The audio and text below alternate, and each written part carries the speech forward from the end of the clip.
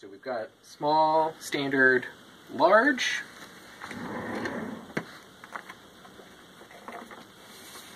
You can figure out the size by, so you want to line up the lower right corner. And basically, so long as the machine needs about a ½ inch to actually cut off, so you want to make sure you have enough, at least a ½ inch there, and then like a ½ inch there. So if it was coming to just like that, that is probably too tight, and so you would go to the next size up. Okay. There are some books that are too big, even for the big ones, and those we will laminate.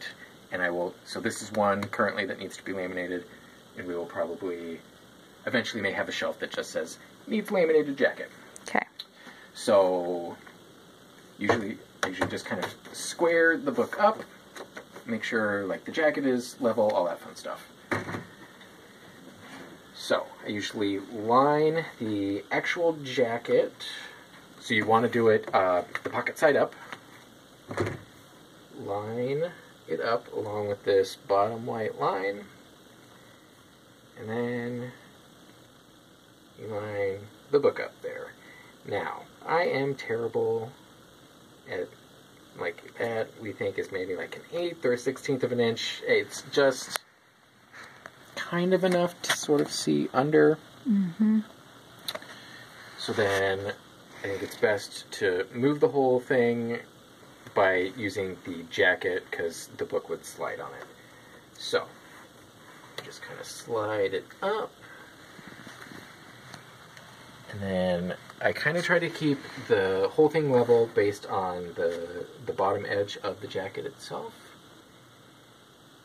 And then it's unfortunately not like about the same distance, about the same little gap there you want on the top edge, because as the device comes down, it kind of pushes out, so you just want enough clearance, basically. I forgot about this. So currently, the machine is sort of like in standby mode, so if you hit that button, that whole thing kind of lights up, so it's ready to go. So the next time you push the button, it will cut, or there's a power pedal down here, which I prefer using. I think Jasmine prefers the button, so really, however you're comfortable.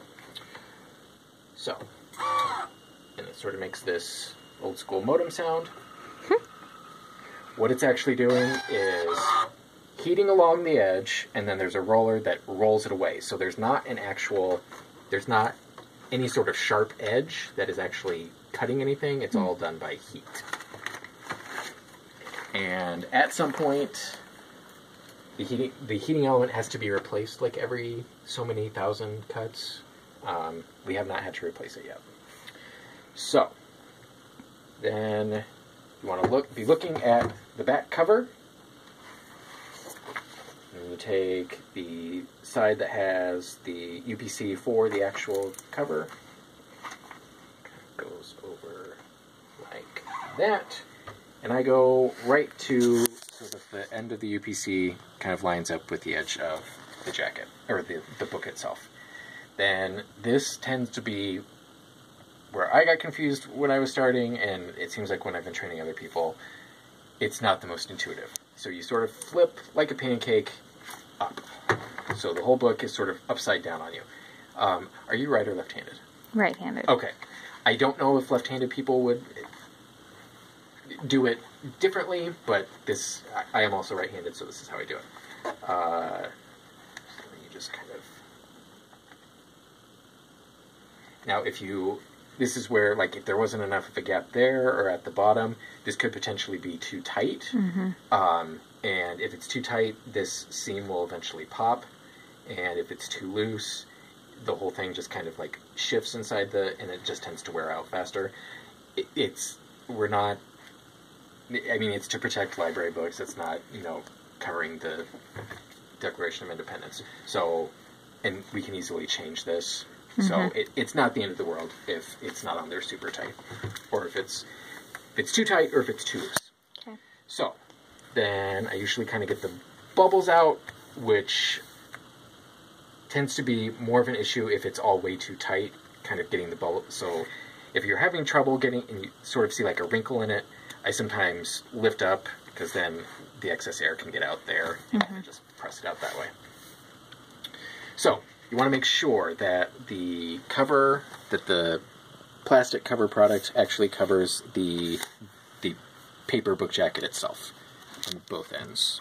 It just keeps it protected. Occasionally, especially if it seems to happen when you use the big jackets, sometimes there's a little bit that is uncovered, so it's not like it's the end of the world. For this cut, you technically, you really don't need to line it up. I basically just kind of get it in there about as even as possible, and then just hit the button. But if you want, you can also flip up. And unfortunately, the amount of space it needs, it's really it's like gut feeling. You just kind of know that, oh, that's how much space I need. Again, so if it was in there too far, actually I haven't really experienced if we were to it would make some noises, I think. But again, because there's no actual cutting element, it wouldn't really damage anything except possibly the machine itself. So then I usually kind of press it down one good last time, and then kind of, again, just to get as much excess out as possible. And then this one, you always line up like that.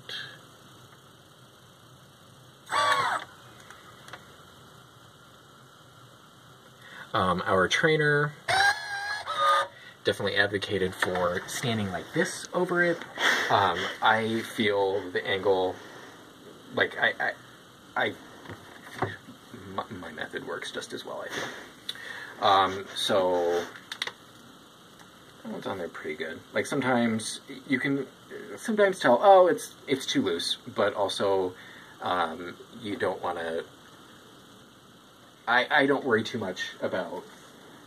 I mean, I like lining things up and having things perfect, but I also know that we need to get books out on the shelf, so I would never worry about it too much. If, let's say we had cut the top one, and this one was, the book wasn't going in, it was too tight. What you could do is basically find a smaller book that you could still cut the extra off of, and do it on that one. Okay.